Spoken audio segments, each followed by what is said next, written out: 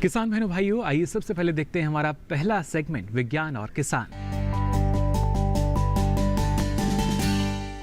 हम सभी जानते हैं ना सिर्फ पारंपरिक फसलें बल्कि कुछ नया करने की जिद जो होती है किसानों को एक अलग स्तर पर पहुंचा देती है, या यूं कहा जाए एक नए मुकाम पर पहुंचा देती है। और ऐसे में ही अगर बात की जाए अंजनी बेन गामित की, जी हाँ, इन्होंने मशरूम की खेती की। और ख़ासतौर से हम जब महिला सशक्तिकरण की बात करते हैं तो आवश्यक यही हो जाता है कि कृषि क्षेत्र में हमारे पास किस तरह के उदाहरण हैं। तो अंजनी बेन का जो नाम है, ऐसा एक उदाहरण हमारे पास, इनके बारे में आज आपको हम जानकारी देने जा रहे हैं। पेशे से ये सिविल इंजीनियर हैं, लेकिन कृषि में जो इनका हम कह सकते हैं जिस तरीके से आगे बढ़ी हैं, आज के समय में दूसरे किसानों के लिए प्रेरणा का स्रोत बन चुकी हैं। कैसी रही इनकी दास्तां, आइए देखते हैं इस रिपोर्ट में।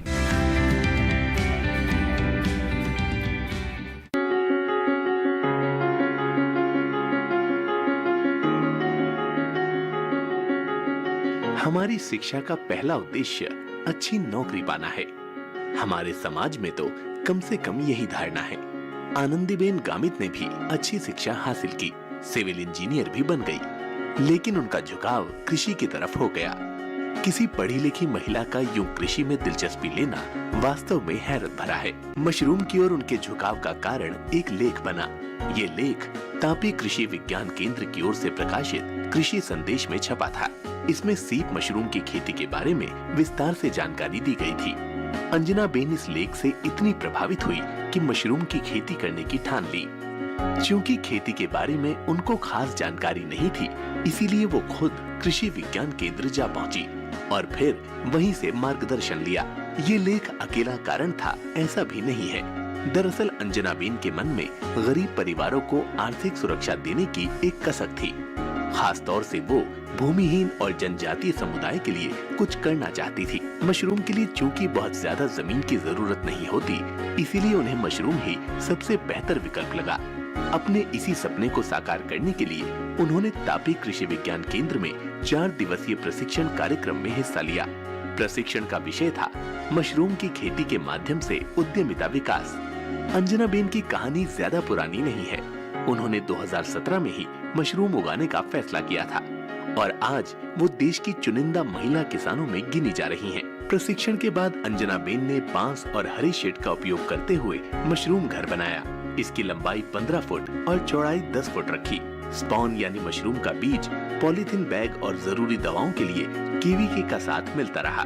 कृषि विज्ञान केंद्र के वैज्ञानिक समय समय पर इनके यहाँ का दौरा भी करते रहे। शुरुआत में लागत बहुत ज्यादा नहीं लगाई, सिर्फ 11,000 रुपए का खर्च आया। पहली ही फसल जोरदार हुई और इस छोटे से कमरे से उन्होंने 140 किलो मशरूम बरामद कर लिया, जिसकी कीमत रही 28,000 रुपए। अच्छी फसल ने अंजना बेन का हौसला बढ़ाया और अगले 18 माह के दौरान उन्होंने मशरूम हाउस का आकार बढ़ाकर 80 फुट लंबा और 30 फुट चौड़ा कर लिया। 2019-20 में उन्होंने 1,72,000 का निवेश किया। अप्रैल 2019 से दिसंबर 2019 तक 250 किलो स्पॉन बोया। इस बार कमाई रही 3,08,500 रुपए, जबकि उत्पादन की कुल लागत महज 88,350 रुपए थी। इस तरह शुद्ध कमाई 2,20,150 रुपए रही। अंजना ने मार्केटिंग पर बहुत ध्यान दिया। अपने रिश्तेदारों, सामाजिक संपर्कों और मांग के आधार पर 100 या 200 के पैकेट बनाए। आंगनबाड़ी कार्यकर्ताओं, खुदरा दुकानदारों और सब्जी विक्रेताओं के माध्यम से व्यारा शहर में मशरूम बेचने का काम किया और टेलीफोनिक बुकिंग के जरिए मार्केटिंग को आसान बनाया। इसके अलावा तापी जिला कलेक्टर की ओर से एक कार्यक्रम चलाया जा रहा था, जिसका नाम था जैविक बाजार डेस्क। जैविक उत्पादक से प्रत्यक्ष उपभोक्ता को जैविक उत्पाद बेचना। अंजना बेन ने इसका भी सहारा लिया। इन्हीं उपलब्धियों की बिना पर उन्हें न सिर्फ आसपास के इलाकों में मान्यता मिली, बल्कि भारत सरकार ने भी उन्हें सम्मानित किया।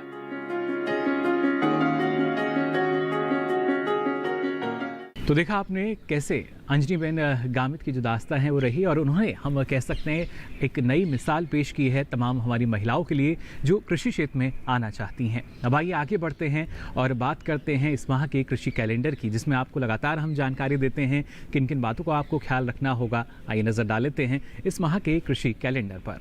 प्याज की रोपाई के लिए इस माह अनुकूल तापमान रहता है। तैयार पौध की जल्द से जल्द रोपाई करें। रोपाई वाले पौधे 6 सप्ताह से ज्यादा उम्र के नहीं होने चाहिए। पौधों की छोटी क्यारियों में रोपाई करें। रोपाई के 10 से 15 दिन पूर्व खेत में 20 से 25 टन प्रति हेक्टेयर की दर से गोबर की खाद डालें। 20 किलोग्राम नाइट्रोजन, 60 से 70 किलोग्राम फास्फोरस तथा 80 से 100 किलोग्राम पोटाश प्रति हेक्टेयर अंतिम जुताई पर डालें। पौधों की रोपाई अधिक गहराई पर ना करें।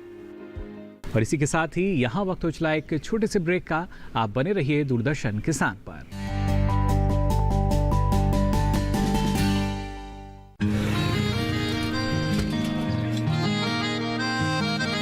क्या बात है भाई, आजकल तो काफी खुश नजर आ रहे हो। क्यों ना हो, अब मैं ऑर्गेनिक खेती जो कर रहा हूँ ये पूरा प्राकृतिक है, ऑर्गेनिक है। इसमें हमारे खेत, हमारी फसल और हमारी जेब सब फायदे में होते हैं और इसमें लागत भी कम है। जी हाँ, आप भी ऑर्गेनिक खाद का प्रयोग करें, अपनी फसल और मिट्टी को तंदुरुस्त बनाएं और आपकी आमदनी में इजाफा करें। अधिक जानकारी के लिए किसान call centre toll free number 1800-180-1551 पर कॉल करें और लॉग ऑन करें kisan.gov.in और farmer.gov.in। कृषि और किसान कल्याण मंत्रालय द्वारा किसान हित में जारी।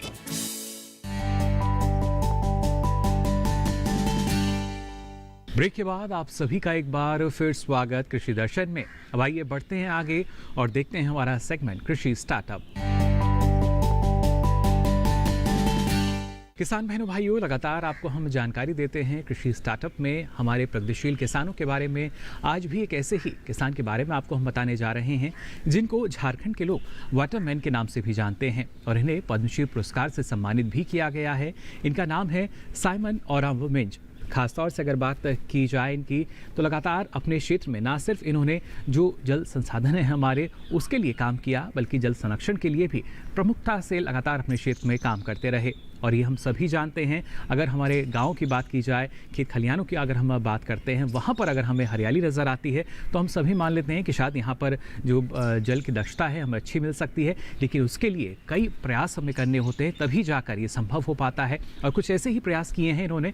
आइए देखते हैं इनके बारे में और ज़्यादा जानकारी इस खास रिपोर्ट में। साइमन ओरांव मिंज, जिन्हें झारखंड के वाटरमैन के रूप में जाना जाता है, और अपने ग्रामीणों के बीच साइमन बाबा एक भारतीय पर्यावरणविद और सामाजिक कार्यकर्ता हैं, जिन्हें झारखंड राज्य में सूखे से निपटने के लिए काम करने के लिए जाना जाता है। उनके प्रयासों से 5 सिंचाई जलाशयों के निर्माण के साथ साथ एक पर्यावरणीय परियोजना के बारे में बताया गया, जिसमें 51 पेड़ों को शामिल करते हुए रांची के पास बैरू ब्लॉक में बड़े पैमाने पर वृक्षारोपण और कुओं एवं तालाबों की खुदाई शामिल है। समाज में उनके योगदान के लिए भारत सरकार ने 2016 में पद्मश्री जैसे बड़े पुरस्कार से उन्हें सम्मानित किया। ओरांव मिंज का जन्म रांची से लगभग 35 किलोमीटर दूर बीरो ब्लॉक के अंतर्गत आने वाले एक छोटे से गांव खाकसी टोली गांव के कैथोलिक किसान परिवार में हुआ था। उनकी स्कूली शिक्षा केवल कक्षा 4 तक थी। इनके क्षेत्र में ग्रामीणों ने कृषि के लिए वर्षा जल पर बहुत अधिक निर्भर किया और पानी की कमी के कारण हर साल सीमित अवधि के लिए ही खेती की। साइमन बाबा एक ऐसी शख्सियत है जिन्होंने झारखंड में छोटी छोटी नहरों को मिलाकर 3 बांध बना डाले। आज इन्हीं बांधों से करीब 5000 फीट लंबी नहर निकालकर खेतों तक पानी पहुंचाया जा रहा है। उनके द्वारा बनाए गए बांधों से 5 गांवों की सूरत बदल चुकी है। वर्ष 1964 में ग्रामीणों ने उन्हें परहा राजा के रूप में चुना और उन्होंने अपनी पैतृक संपत्ति पर सामाजिक वानिकी कार्यक्रम की शुरुआत की, जिसमें वे हर साल 1000 पेड़ लगाते हैं ताकि मिट्टी के कटाव और जल संसाधनों की कमी को रोका जा सके। साइमन ने आसपास के सभी गांवों के प्रतिनिधियों के साथ 25 सदस्यीय ग्राम समिति का गठन किया, जो वानिकी अभियान का संचालन करते हैं। साथ ही वे लोगों के साथ मिलकर आंदोलन का नेतृत्व भी करते हैं, जो पेड़ों की अवैध कटाई के खिलाफ चलाया जा रहा है। उनके प्रयासों से 2000 एकड़ से अधिक भूमि पर खेती करने, एक वर्ष में 3 फसलों का उत्पादन करने और 20,000 मिलियन टन सब्जियों की पैदावार में सहायता करने की उपलब्धि है। उन्होंने 2012 से 2014 के दौरान प्रधानमंत्री ग्रामीण विकास फेलो के रूप में कार्य किया। पूरी तरीके से शिक्षा ग्रहण ना करने के बावजूद भी साइमन ने अपनी लगन और कड़ी मेहनत से अपने राज्य की खेती में काफी मदद की है। साथ ही बाकी किसानों के लिए प्रेरणा का स्रोत भी बन चुके हैं। तो देखा आपने किस तरीके से झारखंड के वाटरमैन जो हैं वो लगातार लोगों को जानकारी दे रहे हैं, जागरूक कर रहे हैं, ना सिर्फ जल संरक्षण के बारे में बल्कि जल ही जीवन है, ये बात अब हमें भी जाननी होगी। इस बारे में भी वो जानकारी फैला रहे हैं। अब आइए आगे बढ़ते हैं और अब यहाँ शामिल कर लेते हैं आपके सवाल जो हमारे पास पहुँचते हैं। आज कौन कौन से सवालों के जवाब लेकर आ रहे हैं विशेषज्ञ, आइए देखते हैं।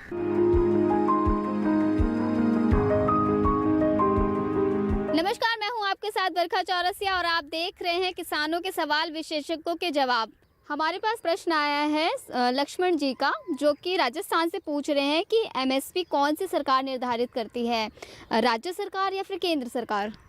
जो आपका प्रश्न है कि एमएसपी केंद्र सरकार निर्धारित करती है राज्य सरकार, तो एमएसपी का जो निर्धारण है वो केंद्र सरकार के द्वारा किया जाता है और उसको फसल की बुआई से पहले किया जाता है ताकि किसान फसलों के भाव के आधार पे अपनी फसलों का चयन कर सकते हैं, किस्मों का चयन कर सकते हैं।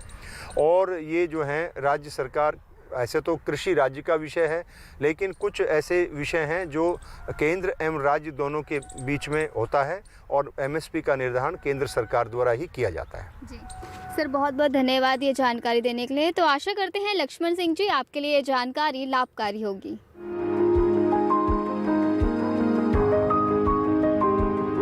और इसी के साथ ही यहाँ वक्त हो चला एक और छोटी सी ब्रेक का। आप बने रहिए दूरदर्शन किसान पर।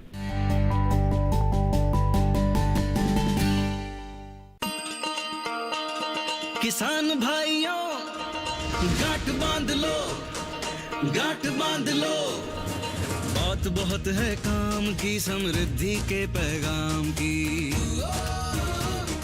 मिट्टी के मिजाज को समझो, मिट्टी के हर राज को समझो, मिट्टी की तुम जांच कराओ, मुफ्त सॉइल हेल्थ कार्ड ले जाओ। कभी मुनासिब बीज लगाओ, सही किस्म की खाद ले आओ, जितनी जरूरी उतनी डालो, सही मात्रा खुद पहचानो, इसको अपना मंत्र बना लो, मिट्टी की सेहत को जानो। बात बहुत है काम की, कम लागत अधिक वरदान की। किसान भाइयों गांठ बांध लो, आज ही मिट्टी की जांच कराएं, राज्य सरकार के कृषि अधिकारी से संपर्क करें और मुफ्त में सॉइल हेल्थ कार्ड पाएं। कृषि और किसान कल्याण मंत्रालय द्वारा किसान हित में जारी। ब्रेक के बाद आप सभी का एक बार फिर स्वागत कृषि दर्शन में। अब चलिए आगे बढ़ते हैं कार्यक्रम में और देखते हैं हमारा सेगमेंट फार्मिंग इंडिया। किसान बहनों भाइयों, हम सभी जानते हैं कृषि क्षेत्र के विकास और विस्तार के लिए कई तरह की योजनाएं चल रही हैं। इन्हीं में अगर हम बात करते हैं फार्मर्स फर्स्ट परियोजना की, तो इसके तहत चने की खेती के साथ धनिये की खेती की जा रही है। यानी प्रमुख रूप से चने की खेती और उसके साथ अगर हम बात करें अंतर्वर्तीय रूप में दूसरी फसल के रूप में धनिये को लिया जा रहा है, जिसके चलते हमारे किसानों को काफ़ी लाभ मिलता है। लेकिन किस तरीके से आप भी इस लाभ को ले सकते हैं या अपनी आमदनी को बढ़ा सकते हैं अंतर्वर्तीय फसल लेके, आइए जानते हैं। हमारे बीच में आज एक ऐसे किसान भाई हैं जो चने की मुख्य फसल के साथ अंतर्वर्तीय जो खेती है वो धनिये की ले रहे हैं। और आइए उनसे जानते हैं, जो लाल सिंह जी हमारे साथ मौजूद हैं, सफल किसान। आइए जानते हैं ये अंतर्वर्तीय जो खेती आप कर रहे हैं, जो मुख्य फसल जो आपकी है जो चना है, वो उसके साथ जो आप धनिये की वो अंतर्वर्तीय जो खेती ले रहे हैं वो किस प्रकार से कर रहे हैं? ऐसा है, हम जो है पहले ये खेती जो है बेड से करते हैं अनुसंधान द्वारा उनके सलाह से, तो 2 कूड़ हमारे जो चने के रहते हैं, उसके बाद में गैप का जो खाली कूड़ होता है उसमें हम धनिया रहते हैं। और धनिया से हमको, और चने में भी फ़ायदा होता है धनिया से, और धनिया से हमको बहुत बड़ा लाभ मिलता है। कम से कम हमको जो है 1 हेक्टर में हम जो है हरा धनिया काट के, और कम से कम 27,000 रुपये की जो है 30 रुपये किलो के हिसाब से 27,000 रुपये का हम जो है धनिया बेच लेते हैं। और उसके बाद में हम जो है ये जो है हमको 2 कुंटल का कम से कम प्रॉफिट जो है चने में होता है, क्योंकि फैसिलिटी में। और इसका जो है जो इस धनिये से ये जो है कीड़ा लगता है चने को, उस कीड़े की जो है बचत होती है, कीड़ा नहीं लगता है इससे, और उससे जो है 2 कुंटल हमारा चना 1 हेक्टर में एक्स्ट्रा निकलता है। और एक्स्ट्रा निकलता है तो हमें जो है कुल मिला के 9-10 हज़ार रुपये का चने का और 27 हज़ार रुपये का उसका जो है धनिए का, तो ऐसे कुल मिला के हमको जो है ऐसे 35 हज़ार के आसपास हमको लाभ होता है। इसकी जानकारी कहाँ से मिली आपको? हमको ये जो है जानकारी अनुसंधान केंद्र मुरैना, रवि और तोमर साहब, ये जो है डॉक्टर हमारे पास आते हैं, हमको सुझाव देते हैं, हम भी उनके पास जाते हैं।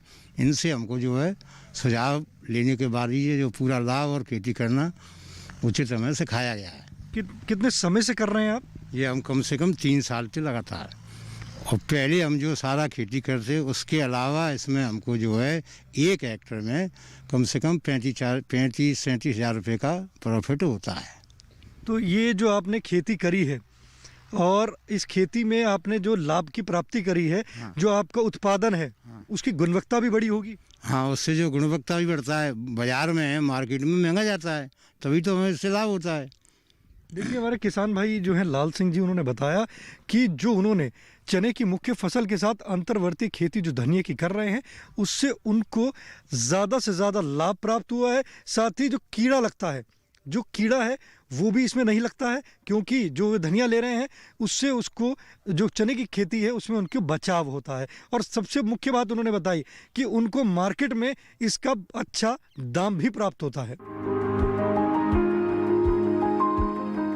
तो देखा आपने कैसे आप अपनी आमदनी को बढ़ा सकते हैं।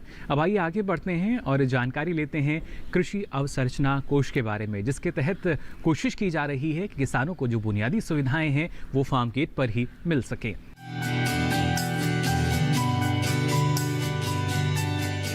कृषि क्षेत्र के लिए अवसंरचना यानी बुनियादी ढांचा बहुत ही महत्वपूर्ण है।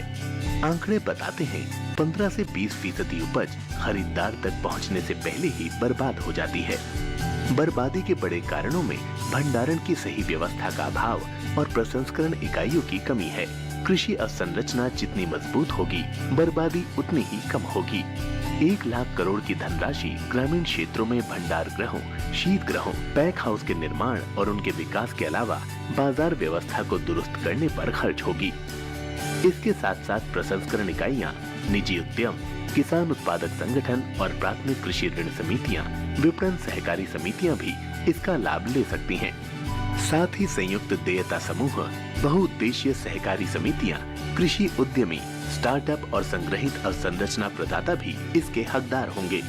केंद्रीय एजेंसियां, राज्य एजेंसियां या स्थानीय निकायों की ओर से प्रायोजित सार्वजनिक निजी भागीदारी परियोजनाएं भी इस योजना का हिस्सा बन सकती हैं। कृषि अवसंरचना कोष असल में मध्यम या लंबी अवधि के ऋण की सुविधा प्रदान करता है।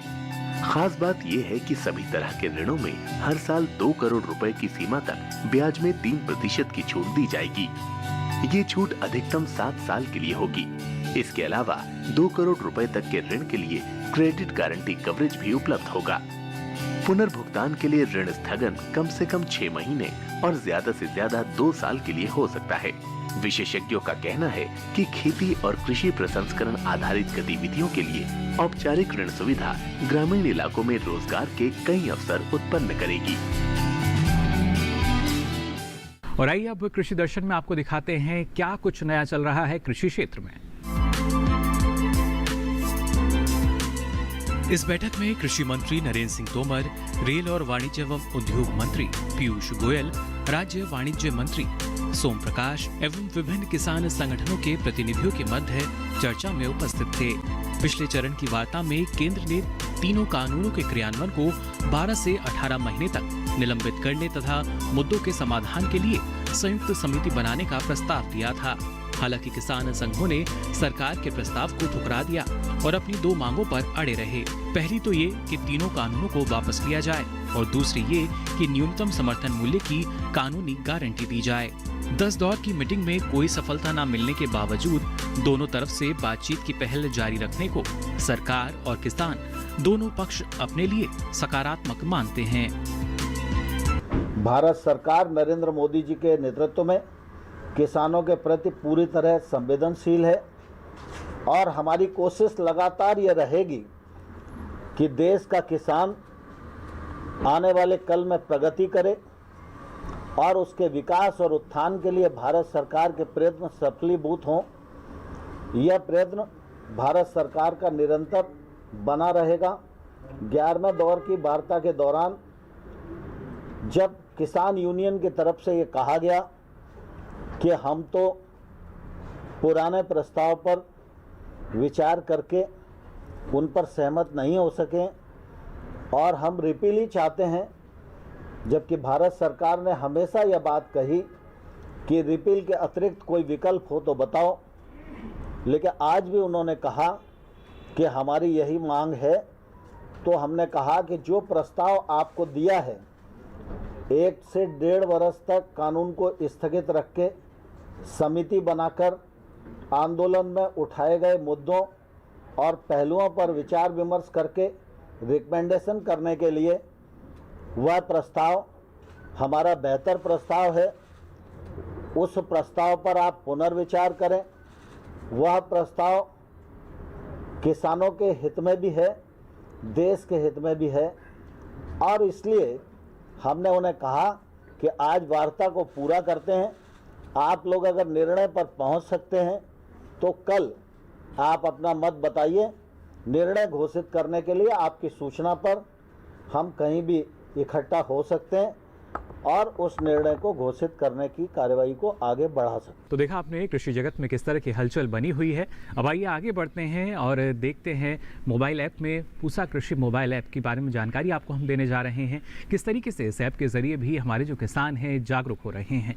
इस पूसा कृषि मोबाइल ऐप के प्रयोग से किसानों को अपनी समस्याओं के समाधान की जानकारी आसानी से प्राप्त हो सकेगी। किसानों को मौसम के बारे में जानकारियां मिलेंगी और वे अपनी फसल को बचाने के लिए उसके अनुरूप उपाय कर सकेंगे। सरकार और वैज्ञानिक समय समय पर नई प्रौद्योगिकियों के साथ किसानों का सहयोग करेंगे। पूसा कृषि मोबाइल की ये सेवा भारतीय कृषि अनुसंधान परिषद ICAR की ओर से विकसित की गई है। फसल की नई किस्मों के बारे में, संसाधन संरक्षण, खेती के कार्य व्यवहार के साथ साथ खेती की मशीनरियों और उसके प्रयोग से संबंधित सूचनाएं किसानों को उपलब्ध कराएगी। और अब नजर डालते हैं अलग अलग कृषि जिन्सों के मंडी भाव पर। बाजरे का मंडी भाव। गुजरात की जम्बूसर मंडी में भाव रहा 1800 रुपए क्विंटल। गुजरात की राजकोट मंडी में बाजरे का भाव रहा 1305 रुपए क्विंटल। राजस्थान की अजमेर मंडी में भाव रहा 1350 रुपए क्विंटल। राजस्थान की जोधपुर मंडी में भाव रहा 1615 रुपए क्विंटल। वहीं राजस्थान की लालसोट मंडी में बाजरे का भाव रहा 1275 रुपए क्विंटल। उत्तर प्रदेश की अछनेरा मंडी में बाजरे का भाव रहा 1360 रुपए क्विंटल।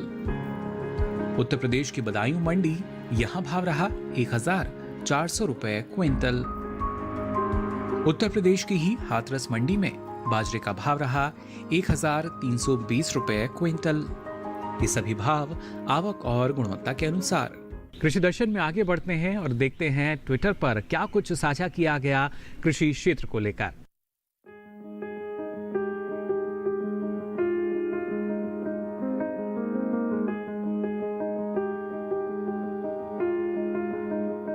किसान बहनों भाइयों, हम उम्मीद करते हैं आज जो जानकारी आपको दी गई इस कार्यक्रम में, इससे आप लाभान्वित होंगे। इसके अलावा आप अपना कोई सवाल या सुझाव हम तक पहुंचा सकते हैं।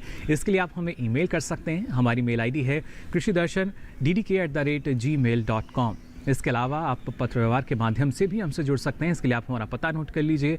हमारा पता है कार्यक्रम कृषि दर्शन, कमरा संख्या 58, CPC दूरदर्शन, खेलगांव, नई दिल्ली 110049। तो आज के लिए कार्यक्रम कृषि दर्शन में बस इतना ही। फिर हाजिर होंगे कृषि संबंधित नई जानकारी लेकर। तब तक के लिए दीजिए इजाजत। नमस्कार।